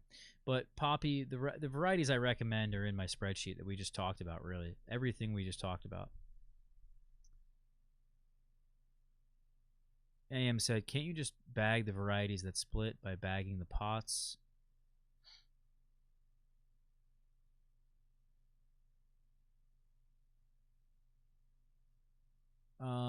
Yeah, you can. Like I said, you can bag the pots to prevent the moisture from getting in from the rain. Bagging the figs isn't going to help them from splitting, if that's what you mean. Am I getting rid of Black Madeira? Yes. My in-ground Black Madeira will remain, and there is hope for it still. There is hope also for Italian 258 still, if you plant it in the ground. As my friend Brian, who actually just sent me a text that I mentioned earlier, he really loves De La Roca. His other favorite fig was Black Madeira, and he lives in Louisiana. So I certainly agree with him, and I think he was really telling me this for a while, is that there's a really big difference between a fig that's planted in the ground and a fig that's planted in a pot, which kind of goes back to, what somebody was saying here, EC was asking about. Is there a difference between growing in the ground and in the pot? And there is, because in the ground, the moisture becomes so consistent, especially as you get a larger tree, your roots go deeper and wider. It's pretty darn consistent, that moisture. So unless it's really pouring outside, I think even something like Black Madeira probably won't split all that frequently. So you're a little bit more. It's more forgiving in the ground, I think. And there's maybe some other characteristics that might change that I'm kind of interested to see what ends up happening. Let's see here. Zari said, my Genovese Nero split this year in Northern California. Also, I watered it more often with 101 degree Fahrenheit temperature. Yeah. Now I realize, well, some of it split. First time in 15 years it happened. Man, you've had Genovese Nero for 15 years? I don't know if that's even a thing, but yeah, all that water is definitely going to help them split. TJ said, I hit a plateau with the hobby. Maybe it's because we couldn't group up this year. Yeah, it's always so much fun when we can group up and hang out with everybody in person. Ross, have you considered moving to a different zone? Yeah, I guess I have, but I like this area of the world. All these people like my friend Doug and Joe who just got hit with tragedies. Like, we don't have those here. We don't have horrific events that could totally just change your life. I don't want to put all this work into an orchard to then have it just totally wiped away one day. That's ridiculous. Poppy said that he agrees with your practical idea, which we should grow the varieties which suits one's climate. Yeah. Jeremy said, I think there's something about later varieties of fruits that is less desirable to pests. Planted 2 to 3 old plum trees this spring, Italian prune, Santa Rosa, and a gold plum. The pests ate the crap out of the Italian prune plum in Santa Rosa. I don't know if the color of it certainly matters, but there is certainly genetics within each variety that has a huge factor. Also, your soil. And I know for a fact silica is really, really impressive. Silicon, really, really impressive for the pest resistance of any tree or any plant. So I would give them some silica, put that down in the soil. You're going to see a lot better results. Also, young trees are more prone to this. Yeah, I mean, if you planted a very large tree, that's exactly what you did. You planted 3 2 to 3 year old plum trees. So they're very old trees, or they're older trees. They didn't transplant well. Some of them, the gold plum probably transplanted better than the other one. And the one that was stressed got attacked. The one that wasn't stressed didn't. Dustin said, have you considered breeding figs? No. I think it's I don't want to say it's a complete waste of time, but I have yet to been proven that any seedling can really perform better here than any of the varieties that have been grown and adapted to particular climates for a very long time. The varieties that have been adapted over hundreds of years are the best varieties, and those are the ones that we grow. We grow them because over many years of history, they were preserved. For what reason? They were the best. Over time, they got better and better. They adapted, and that's why we have them today. So I've made it sort of my mission just to find what's the best already that exists, not necessarily what seedling is new. However, if you look at the LSU figs, they're pretty darn impressive, so you can breed some very important characteristics into your figs or out of your figs, which is quite difficult to do, I would imagine. A lot of time, a lot of land. You don't get a whole lot out of it. I mean, look at Joe for an example, he just got hit with a giant hurricane. So I think he was really on to something too at some point, at least he was saying. I think that'd be a better question for him, and probably he would say the total opposite of me, right? And I don't want to put down anyone that's finding these seedlings in California, but as I say, seedlings I just have not been impressed with.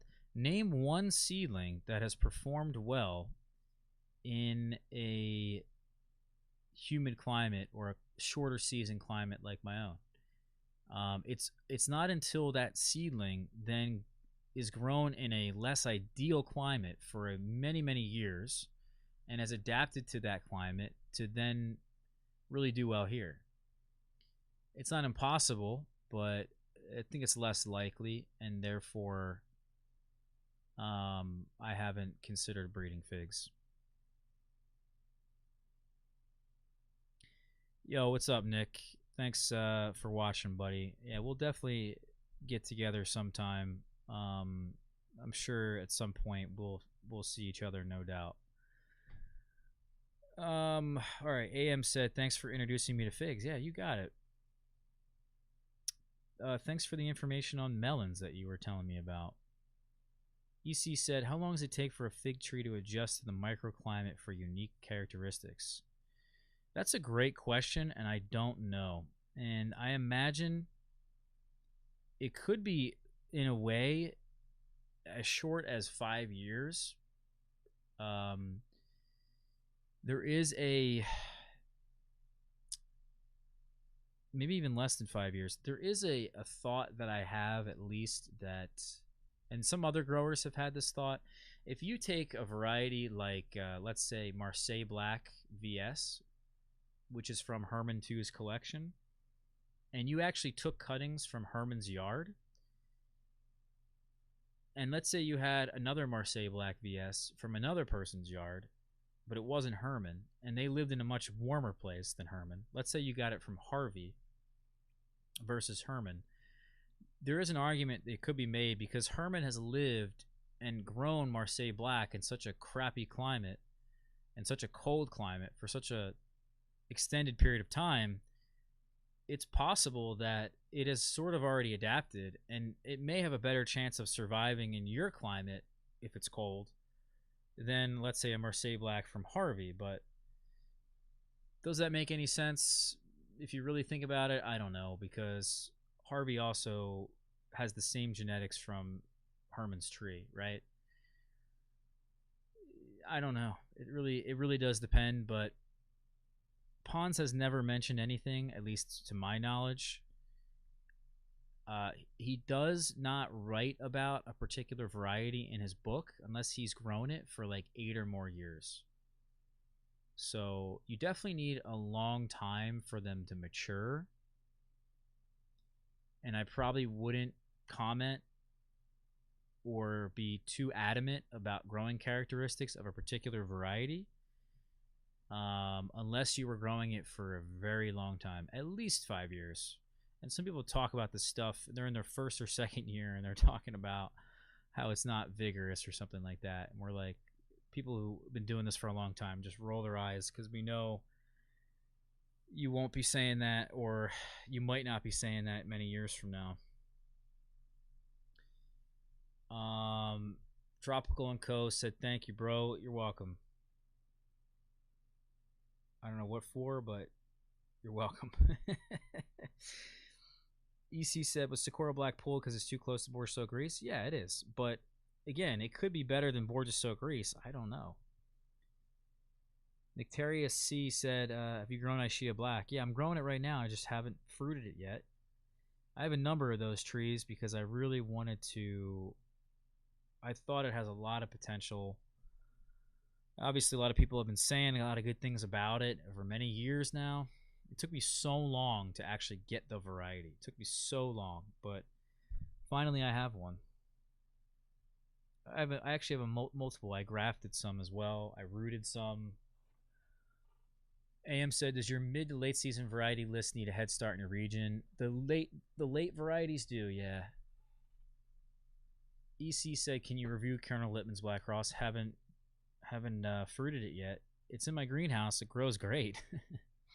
I have 3 of them in the ground, I think. 3 of them. And 1 in a pot. And none of them have fruited, so just one of those things. Dustin said, do you have Carabaceta? I'm not sure it's in the US. It is in the US, and I do have it. But I only have 1 small tree of it right now. Fiona said, can you take cuttings at this time in California? My violet is still trying to put out new leaves, even as they are starting to dry. I mean, you can take cuttings anytime you want. It's just not a good idea to take cuttings now. I'm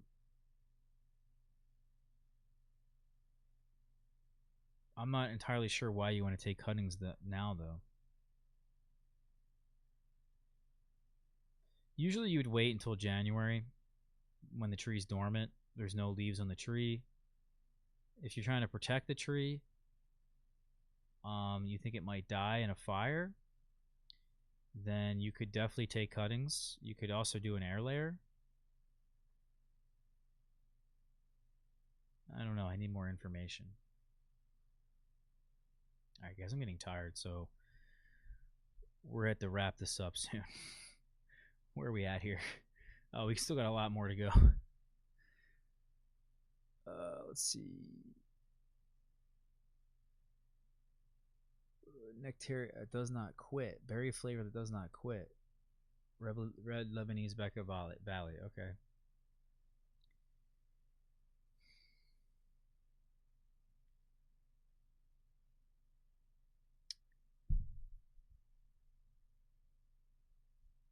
Yeah, Red Lebanese is another hardy Chicago type. So,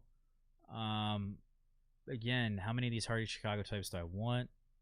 Should I just settle with Azores Dark, Malta Black? I did taste. I didn't taste that one actually. I think I killed it. I killed it this year. I killed my Red Lebanese, but I could always get some cuttings. I'm sure very very easily, and grow it and see what the deal is. But again, there's also Rosalino, right? We just talked about that. TJ said late summer cuttings just fine without any hormones. Salvatore Champagne. What a name, buddy. Ross, are those in your hardiness experiment inspired by Bill? I'm doing the same with a number of them. Sort of, but really it's taking into account everybody that lives in the Northeast.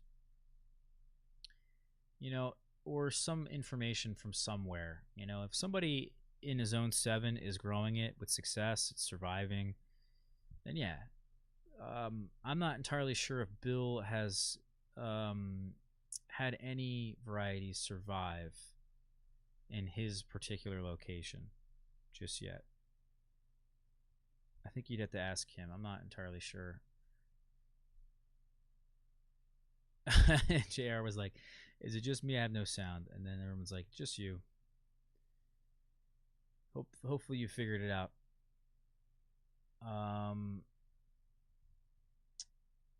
Mark said the Heat are up by 6 at the half. All right. I'm honestly picking the Heat. And I picked either the Raptors or the Heat going in. Those are my two Eastern Conference picks. And then, of course, the Raptors lost. So I guess the Heat has to win, right? For me to be right.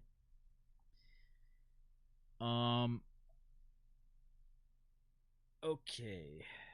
Jeremy said, will I cull Italian 58? Yes, it's flat. It has a Urisalado shape. However, again, it's in ground, and I'm not getting rid of that one because there is still a chance, because it is in ground, for it to split a lot less than it does in a pot. Christopher said, is it possible for fig trees to get fig leaf curl? I don't think so. I don't think that's a thing. Lime seltzer keto. What is going on right now? Oh. Yeah, my back. Keto, you think helps with your back pain? Why is that? I'm interested to know what you think. I think I just need to strengthen my core a little bit and do some stretches every day.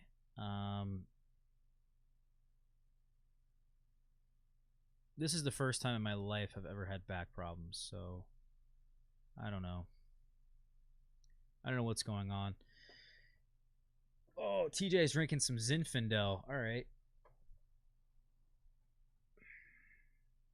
I really like a dry Sauvignon Blanc from New Zealand.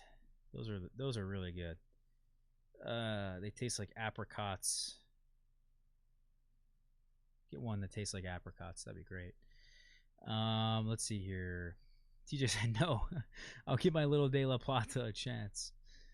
All right. Well, do whatever you want to do. EC said, will transplanting first-year trees planted in ground this spring during winter impact growth the following year? What? You're planting them in the ground in the spring.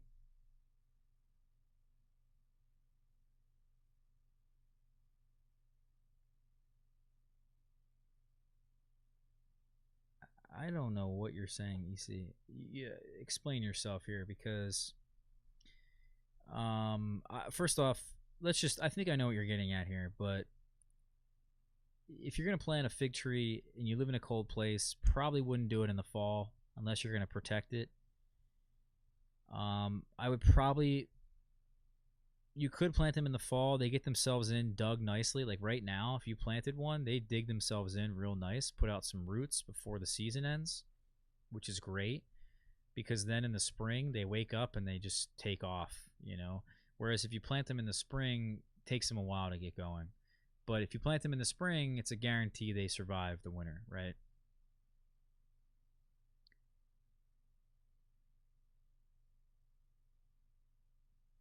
EC said, "Are there any figs in your top performers, runners up list, keepers list that you wouldn't recommend for a cordon chop and cover system?" Probably not. I mean, there isn't one that I think wouldn't do well because the a cordon system is such a great system for productivity because you can really space the fruiting branches appropriately, and that gets you great production every time. AM, that sounds great, buddy. Definitely interested. I figured out I think I may have figured out some things with the melons, by the way, and I think we'll save that for another episode or another video or something. But a lot of it, I think, has to do with the leaves, in that you got to preserve as many leaves as possible, and if they get any sort of, you know, um, what's the word? If they get any sort of disease on the leaves, it's not good because then the leaves are going to die. You need to preserve all those leaves. It's kind of like fig rust on your figs. Also, my melons this year were just shaded, and I think that was a big part of it. Just the fact that the corn was shading the melons. So I think if I grow them all vertically next year and there's no cucumber beetle issues, I'll be extremely successful with the melons this year or this upcoming year. What is zeolite?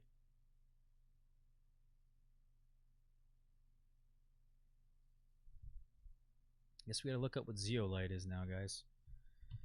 Zeolite. Microporous silicate minerals.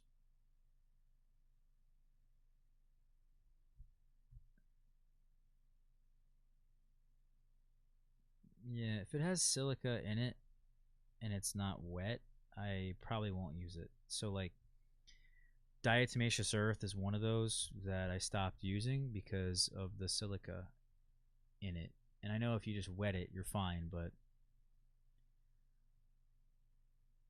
all right.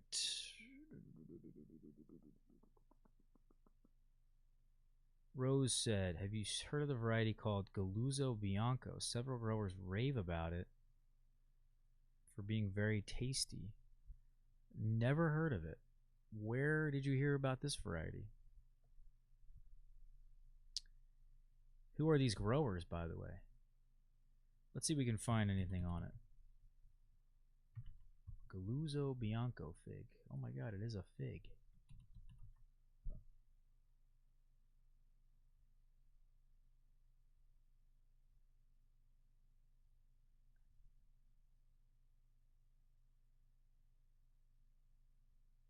Huh.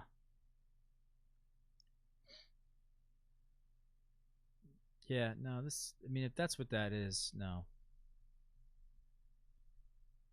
First off, this will never do here. This would be a mistake. I mean, it's really big, but it's also the wrong shape. Um, this one, it might be different than this photo. You know, might be a different fig that we're talking about. But let's just assume it's this one because this is from the this dude here, this Achilles Fegan guy who is a serious collector, and let's just assume this is it. And just, oh, here is a better photo. Just looking at it, it looks like a pretty decent fig, but I wouldn't say it's, you know, incredibly tasty, right? I wouldn't be like, oh my god, I gotta try this fig. I gotta have it, gotta have it. Let's see if we can find more photos. That looks better, but it doesn't look mature. You know what I mean? Looks like planted in Tiefenbraun, unique in taste.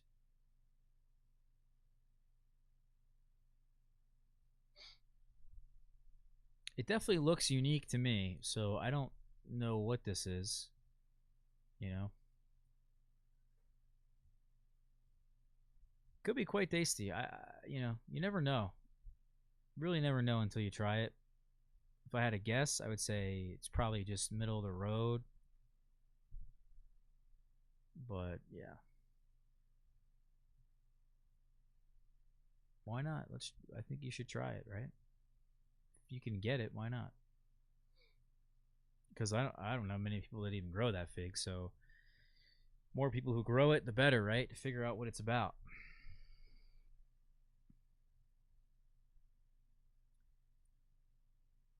Mark said, "I just got Protect. Okay to use it as a foliar? Yeah, of course. That's how I use it."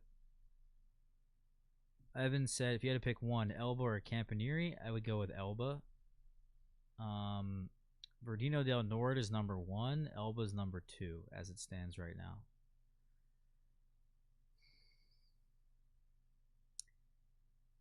I beyond number one and two, I really can't say. It's just too close to really say. Um,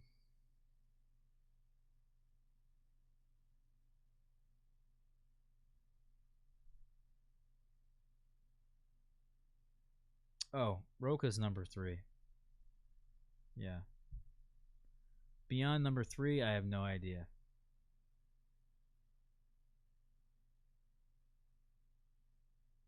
Stella, what's going on? I mentioned the wrong. Oh, Green Eye Shia. Okay. All right. Yeah, Green Eye Shia can split pretty easily if you give it too much water.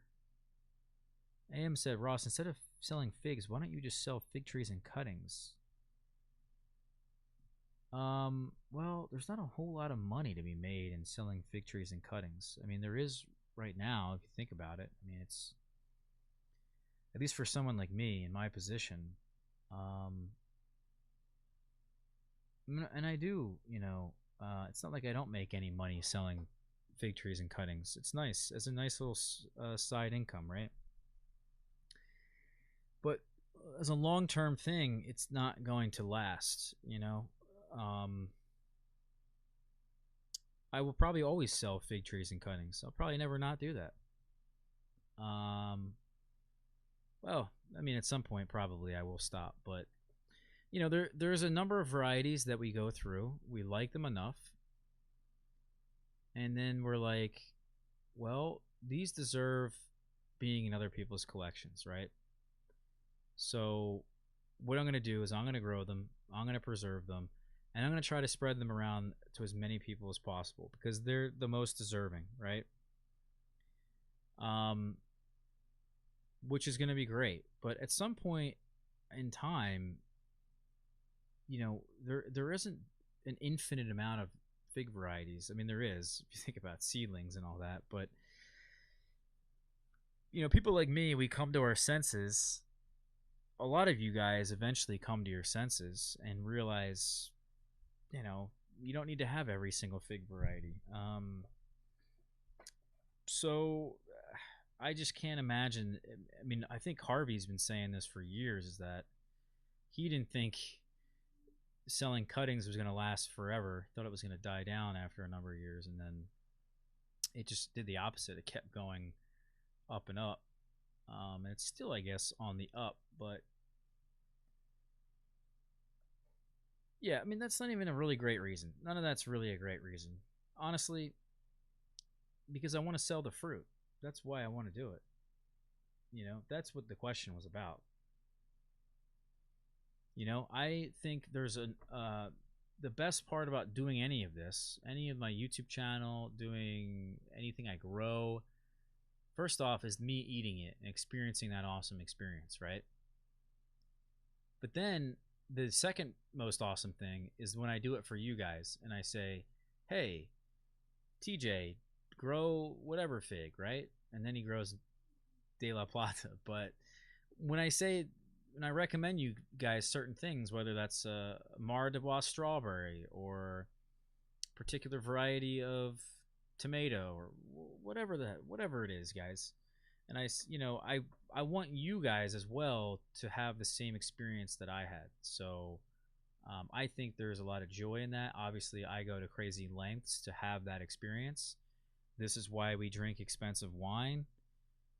I want you guys to have the same experience as well. And I love the feeling looking at somebody else's face when they eat a fig or a piece of fruit that was ripened really well. And I know what it tastes like. I know what they're going through. I know what that feeling's like.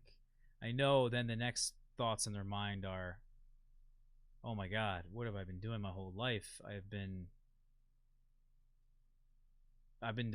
deprived. I haven't had these figs my whole life. I haven't had these persimmons my whole life, And I think that's just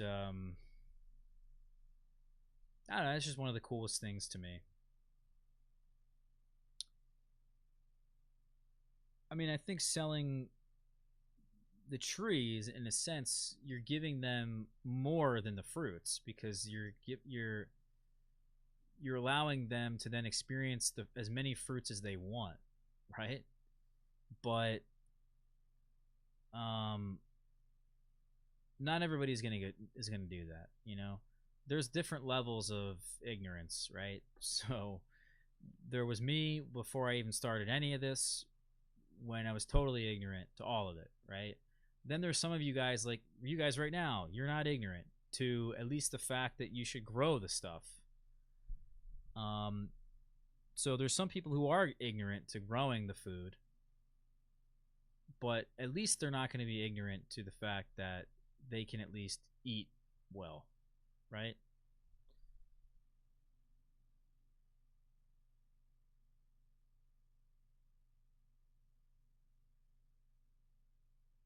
What is NZSB? I don't know what that is. Christopher said dry homemade Sicilian. Dry homemade Sicilian salami? What are we talking about here?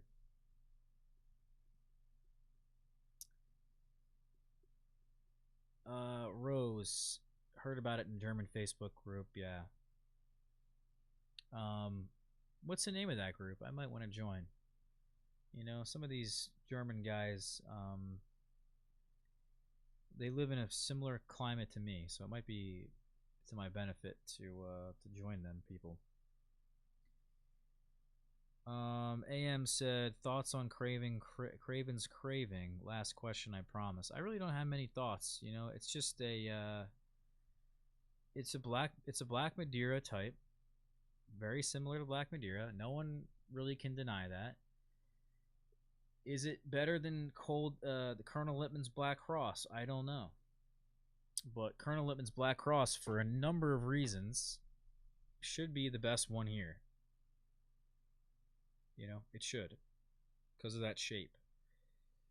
Does as an example, does Craven's Craving have the right shape? Does it have that pyriform shape to it, or is it more flat? I don't recall. There was another thought I had about a fig recently. Forget it. Anyway, guys, you're no longer deprived, as far as I'm concerned. I will see you guys next week. New Zealand Sauvignon Blanc. There you go. Anyway, so I will see you guys next week. Probably not live, but it was good to be able to do this again live for you guys. I really do enjoy these live streams that we do. I still am really busy, but I figured because I threw my back out, I can't play tennis tonight, so this was the next best thing, right? But yeah, most Wednesdays now, guys, I've been playing tennis. All right, I'll see you guys soon. If you are interested, check out those links that we put in the beginning of this episode. We talked about the blog, by the way, the contest. If you want to win cuttings, the contest is still going on until 2 people guess whichever fig this is.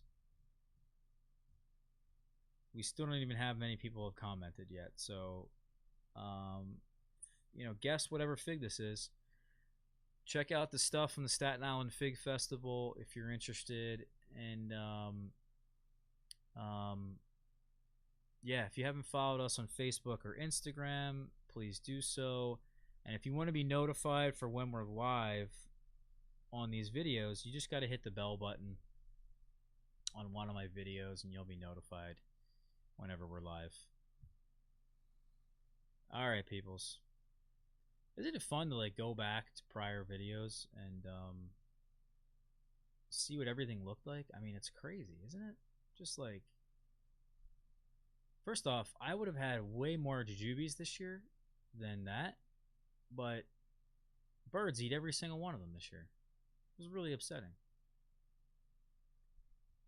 I mean, that's a beautiful fig right there. Where is the actual fig, though? The inside. Where's the inside? There we go. That looks pretty darn good, guys. And if I remember correctly, it was pretty darn good. But mine so far this year have not looked this good, which is kind of crazy. So maybe the second main crop, because I actually have 2 sets of main crop on my Campaniere this year. So the first set already ripened. The second set should be coming in relatively soon. So maybe the second set will be more mature. Who knows? And you know what else is that Campaniere has more of a flatter shape to it. But it hasn't been really splitting. And it's not really known as a splitter. So even though I mentioned everything about the shape and all that, doesn't necessarily mean it's going to do that every time, guys. Just because it has the wrong shape. But all right, guys. Peace.